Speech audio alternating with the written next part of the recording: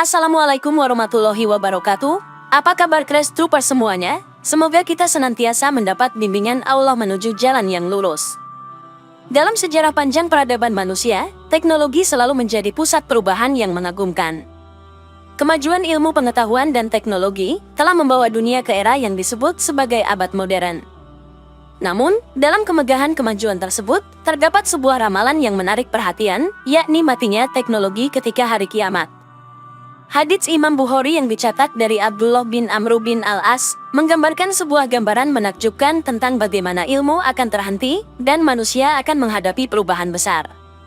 Rasulullah menyatakan, sesungguhnya Allah tidaklah mencabut ilmu sekaligus mencabutnya dari hamba, akan tetapi Allah mencabut ilmu dengan cara mewafatkan para ulama, hingga bila sudah tidak tersisa ulama, maka manusia akan mengangkat pemimpin dari kalangan orang-orang bodoh. Ketika mereka ditanya mereka berfatwa tanpa ilmu, mereka sesat dan menyesatkan. Pengetahuan ini menjadi fondasi untuk memahami perubahan besar yang akan terjadi di akhir zaman, ketika teknologi yang kita kenal mungkin tidak lagi berfungsi seperti biasa.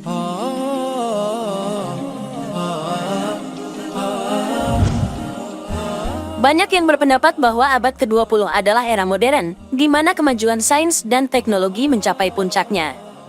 Berbagai penemuan mutakhir telah mengubah wajah dunia, membawa teknologi yang sebelumnya tak terbayangkan menjadi bagian sehari-hari. Namun dalam perspektif agama dan hadits Rasulullah, ada keyakinan bahwa di akhir zaman, terjadi perubahan drastis dalam penggunaan teknologi. Dahulu, manusia belum mengenal komputer, dan pergi ke bulan hanya merupakan hayalan. Namun, pada saat ini, teknologi canggih seperti komputer telah menjadi benda yang biasa. Namun, keyakinan dalam hadits Rasulullah menggambarkan bahwa di hari kiamat, teknologi ini akan menjadi tidak relevan. Rasulullah telah mengungkapkan bahwa pada akhir zaman, alat-alat canggih akan digantikan oleh senjata-senjata tradisional seperti pedang, panah, dan tombak. Asumsi ini didasarkan pada ayat dan hadits yang menggambarkan persiapan untuk perang akhir zaman. Allah berfirman dalam Al-Quran, dan persiapkanlah dengan segala kemampuan untuk menghadapi mereka dengan kekuatan yang kamu miliki, dan dari pasukan berkuda yang dapat menggetarkan musuh Allah. Fakhrud Ar-Razi dan para ulama lainnya menjelaskan bahwa kekuatan yang dimaksud dalam ayat ini adalah kemampuan dalam menggunakan panah, pedang, dan senjata tradisional lainnya. Rasulullah juga secara tegas mengingatkan umatnya untuk belajar memanah, mengatakan bahwa orang yang enggan belajar memanah bukanlah dari golongan yang terikat oleh ajaran Islam. Sahabat Umar bin Khattab bahkan pernah menulis surat kepada penduduk Syam untuk mengajarkan berenang, memanah, dan berkuda kepada generasi muda. Instruksi ini menegaskan pentingnya persiapan dalam menggunakan senjata tradisional dan kendaraan berkuda untuk menghadapi perubahan besar di akhir zaman. Dalam beberapa hadits, Rasulullah juga menyebutkan bahwa Islam akan muncul dalam keadaan terasing, dan akan kembali dalam keadaan terasing pula. Ini menandakan bahwa pada akhir zaman, umat Islam harus siap untuk menghadapi tantangan dengan menggunakan kemampuan dan senjata tradisional yang telah diajarkan oleh Nabi mereka. Seorang laksamana Britania Raya Louis Lord Mountbatten pernah berkata, jika Perang Dunia Ketiga adalah berjuang dengan senjata nuklir, yang keempat akan diperjuangkan dengan busur dan anak panah. Saya tidak tahu dengan apa senjata Perang Dunia Ketiga akan diperjuangkan, tetapi Perang Dunia Keempat akan diperjuangkan dengan kayu dan batu. Albert Einstein juga pernah berkata, Perang Dunia Ketiga tidak akan menggunakan teknologi. Ilmuwan dan pengusaha ternama Steve Jobs pernah berkata, selepas saya, kalian semua akan kembali ke zaman batu. Selain itu, para peneliti NASA Amerika juga telah meneliti tentang suatu energi aneh yang akan keluar di akhir zaman. Hal ini semakin menguatkan bahwa ramalan akhir zaman yang akan kembali ke peradaban primitif akan terbukti. Pada masa akhir zaman, perubahan drastis terjadi dalam penggunaan teknologi. Salah satu perubahan signifikan adalah mengenai gelombang elektromagnetik yang mendominasi kehidupan manusia pada masa modern. Gelombang elektromagnetik, seperti sinyal HP, satelit, gelombang audio, dan visual televisi, telah menjadi bagian integral dari kehidupan sehari-hari. Namun pada hari kiamat, kondisi ini akan berubah secara drastis. Dalam sebuah penemuan yang belum dipublikasikan secara luas, para peneliti NASA Amerika telah menemukan bahwa ada energi di bumi yang dapat menghancurkan gelombang elektromagnetik. Energi ini diprediksi dapat meledak dalam beberapa puluh tahun mendatang, menyebabkan gelombang elektromagnetik yang berfungsi sebagai tulang punggung teknologi modern menjadi hilang. Apa itu gelombang elektromagnetik? Gelombang elektromagnetik adalah gelombang yang dapat merambat tanpa memerlukan medium perantara. Ini mencakup sinyal komunikasi, transmisi satelit, gelombang radio, dan sebagian besar teknologi yang kita andalkan dalam kehidupan sehari-hari. Teknologi modern sangat bergantung pada gelombang ini, sehingga ketika gelombang elektromagnetik hilang, konsekuensinya sangat besar. Tanpa gelombang elektromagnetik, teknologi modern seperti telepon seluler, televisi, satelit, bahkan senjata modern seperti rudal dan nuklir, akan menjadi barang rongsokan dan tidak berguna. Peralatan ini bergantung pada gelombang elektromagnetik untuk berfungsi, dan bahkan dapat meledak jika mencoba menggunakannya tanpa gelombang ini. Selain dampak pada teknologi, hilangnya gelombang elektromagnetik juga akan memiliki konsekuensi ekstrim pada lingkungan dan kehidupan sehari-hari. Udara akan menjadi sangat panas, sumber-sumber air akan mengering, dan pertanian akan gagal panen. Kehidupan manusia akan menjadi sangat sulit dan keras.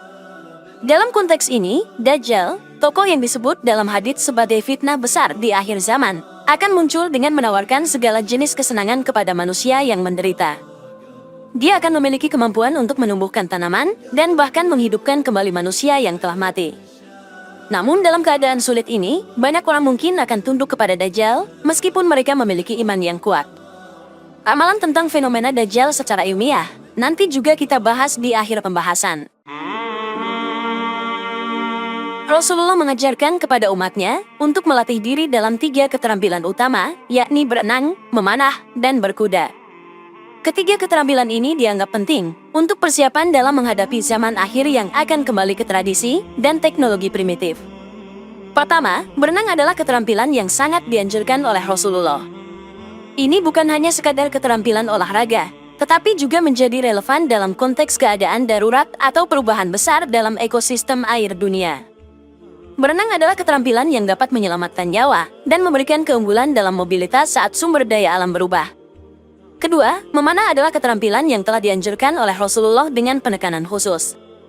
Beliau tidak hanya mengajarkan teknik memanah, tetapi juga mengingatkan umatnya untuk terus melatihnya. Rasulullah bahkan menyatakan bahwa orang yang telah diajarkan memanah dan kemudian meninggalkannya bukanlah bagian dari komunitasnya. Hal ini menunjukkan betapa pentingnya keterampilan ini dalam menghadapi perubahan zaman, di mana senjata modern mungkin tidak lagi berfungsi. Ketiga, berkuda adalah keterampilan yang memiliki nilai strategis dalam mobilitas dan perang. Rasulullah mewajibkan penduduk Syam untuk mengajarkan anak-anak mereka berenang, memanah, dan menunggang kuda. Keterampilan berkuda akan menjadi penting dalam menghadapi perubahan kondisi ekosistem dan mobilitas yang diperlukan dalam situasi darurat. Pesan dari Rasulullah tentang pentingnya persiapan ini adalah pengingat bahwa teknologi canggih mungkin tidak selalu dapat diandalkan, terutama ketika perubahan besar dalam alam semesta terjadi. Oleh karena itu, melatih diri dalam keterampilan yang mendasar dan tradisional menjadi suatu tindakan bijaksana dalam menghadapi masa depan yang tidak pasti. Dalam rangka memahami perubahan besar yang akan terjadi di akhir zaman, kita perlu melihat persiapan yang telah dilakukan oleh bangsa Yahudi. Bangsa Yahudi, yang dikenal sebagai orang-orang yang cerdas dan penuh dengan keahlian, juga tidak tinggal diam dalam menghadapi perubahan yang akan datang. Sebagai bentuk kesiapan mereka, bangsa Yahudi telah mulai melatih diri untuk berperang dengan senjata-senjata tradisional seperti pedang, panah, dan tombak. Mereka telah memahami bahwa pada masa akhir zaman, teknologi tinggi tidak akan lagi berfungsi seperti biasa. Ini adalah pandangan yang sesuai dengan beberapa ayat dan hadits Nabi.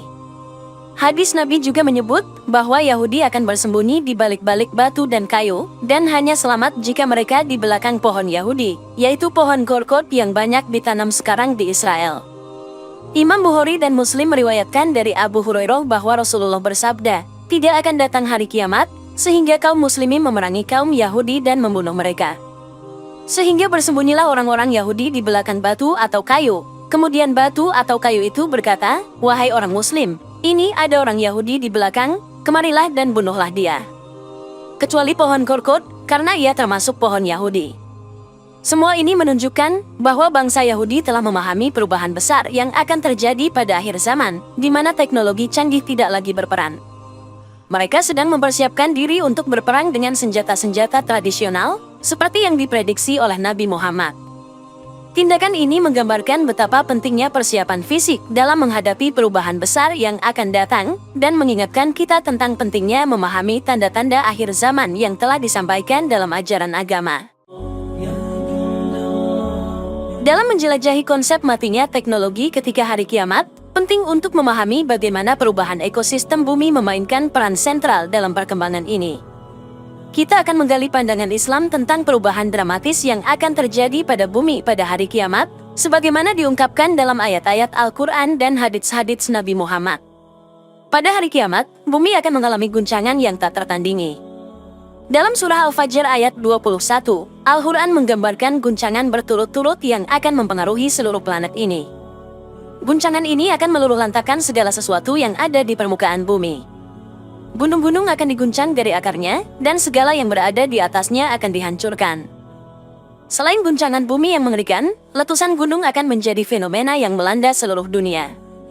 Al-Quran merujuk pada peristiwa ini dalam surah Al-Waqiah ayat 5-6. Ketika letusan gunung terjadi, lava, debu, dan batuan panas akan meluncur dengan kekuatan dahsyat, mengubah wajah bumi seperti yang kita kenal saat ini. Perubahan besar juga akan terjadi di ekosistem perairan. Letusan gunung yang hebat akan menyebabkan aliran lahar dan material panas masuk ke dalam sungai-sungai dan laut. Ini akan mengakibatkan air tercemar oleh material yang dikeluarkan oleh letusan, mengganggu kehidupan laut dan ekosistem sungai. Semua perubahan ini akan menyebabkan bumi kehilangan fitur-fitur geografis yang kita kenal saat ini. Gunung-gunung akan lenyap, dan tempat-tempat yang tinggi akan rata. Manusia tidak akan memiliki kesempatan untuk menyaksikan semua perubahan ini, karena mereka akan punah akibat kehancuran bumi yang sangat dahsyat ini. Dalam pandangan sains modern, perubahan ini bisa diartikan sebagai konsekuensi dari peristiwa geologis seperti gempa bumi tektonik dan letusan gunung berapi dalam skala besar. Ini adalah contoh bagaimana pandangan agama dapat berkaitan dengan pemahaman kita tentang perubahan ekosistem bumi. Bahkan dalam konteks ilmiah, kita tahu bahwa planet ini akan mengalami perubahan dramatis dalam miliaran tahun ke depan terkait dengan evolusi matahari. Matahari kita akan menjadi raksasa merah, menggempur atmosfer dan ekosistem bumi. Matahari telah bersinar begitu terang di langit, yang menjadi sebuah peringatan alamiah bagi manusia akan datangnya hari kiamat dan munculnya Dajjal. Namun, tanda-tanda yang lebih besar sedang terjadi di alam semesta, yang mengancam eksistensi seluruh makhluk hidup di bumi, yaitu transformasi matahari. Dalam sebuah penelitian yang diterbitkan di jurnal Monthly Notices of the Royal Astronomical Society, tim astronom menghitung bagaimana intensitas angin matahari akan berevolusi selama 5 miliar tahun ke depan, ketika bintang kehabisan energi. Matahari memiliki siklus hidupnya sendiri. Saat ini, matahari adalah bintang biasa yang memancarkan energi melalui reaksi nuklir di intinya. Namun seperti semua bintang, suatu saat matahari akan habis bahan bakarnya. Pada saat itu, inti matahari akan mulai berkontraksi di bawah gravitasinya sendiri. Lapisan luar bintang ini akan mengembang dan membesar, membentuk apa yang disebut sebagai raksasa merah. Radius matahari akan meluas jauh lebih besar daripada sekarang, mencapai jutaan mil. Selama proses transformasi ini, tata surya kita akan mengalami perubahan yang mendalam. Gravitasi matahari yang melemah akan membuat planet-planet yang tidak tertelan oleh matahari melayang lebih jauh darinya. Merkurius dan Venus hampir pasti akan dilenyapkan dalam proses ini. Sementara itu, radiasi yang keluar dari matahari raksasa merah akan jauh lebih intens daripada sekarang. Ini akan mempengaruhi kondisi atmosfer di planet-planet yang masih bertahan, termasuk bumi kita ini. Jika bumi berhasil bertahan dari transformasi dahsyat matahari yang menjadi raksasa merah, planet kita akan ditinggalkan dalam tata surya yang sangat berbeda. Radiasi yang kuat dari matahari raksasa merah dapat mempengaruhi atmosfer bumi, mengubah iklim dan kondisi cuaca secara signifikan. Namun dengan berjalannya waktu, bahkan bumi akan menghadapi akhir hayatnya. Pada akhirnya, matahari akan runtuh menjadi bintang kerdil putih yang membara samar-samar selama beberapa miliar tahun, sebelum benar-benar memudar. Menurut NASA, saat atmosfer luar matahari mengembang, ia akan menembus setiap planet yang dilaluinya. Dengan demikian, sangat tidak mungkin bahwa kehidupan di bumi atau di planet manapun dapat bertahan dari kehancuran mataharinya. Sebagai manusia, kita mungkin tidak bisa menghentikan perubahan ini, tetapi kita bisa mempersiapkan diri dengan bijak mengelola bumi dan menghormati segala ciptaan Tuhan. Kita juga dapat mengambil pelajaran tentang kerendahan diri dan mengingatkan diri kita akan keterbatasan kita dalam menghadapi kekuatan alam semesta yang jauh lebih besar daripada kita. Setelah mengulas secara mendalam mengenai matinya teknologi ketika hari kiamat, kita dapat menyimpulkan bahwa perubahan besar akan terjadi di akhir zaman. Hadits yang menggambarkan penurunan ilmu dan penggunaan senjata tradisional menjadi sangat relevan dalam konteks ini. Kita telah melihat bagaimana kemajuan teknologi pada abad ke-20 membawa perubahan luar biasa dalam kehidupan manusia, namun dalam visi hari kiamat, teknologi canggih tersebut akan menjadi tidak berguna. Dalam suasana yang penuh kekacauan, orang-orang akan bergantung pada keterampilan kuno seperti memanah, berkuda, dan berenang. Selain itu, kita telah mencatat persiapan bangsa Yahudi yang cerdas dan cermat dalam menghadapi perubahan ini. Namun dalam semua perubahan ini, penting untuk memahami bahwa persiapan spiritual dan keimanan dalam menghadapi akhir zaman juga sangat penting. Kita perlu melatih diri kita untuk menghadapi ujian yang akan datang, terutama munculnya Dajjal, sosok yang akan menguji keimanan kita dengan tawaran-tawaran kesenangan duniawi. Semoga dapat bermanfaat untuk kita semua. Wallahu a'lam bishawab. Wassalamualaikum warahmatullahi wabarakatuh.